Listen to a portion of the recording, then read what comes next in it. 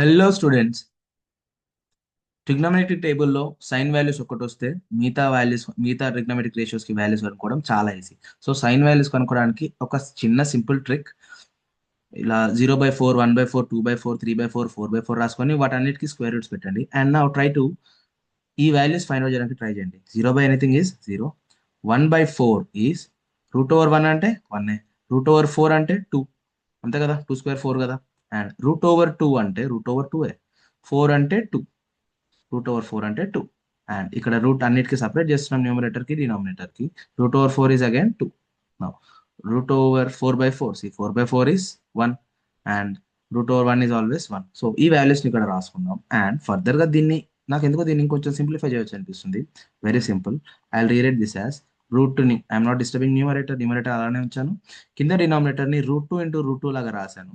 అంటే √2 × √2 కదా 2. సో ఈ రూట్ టూని క్యాన్సిల్ చేస్తే నాకు ఇక్కడ మిగిలింది ఏంటి, 1. న్యూమరేటర్లో నాకు 1 మిగిలింది.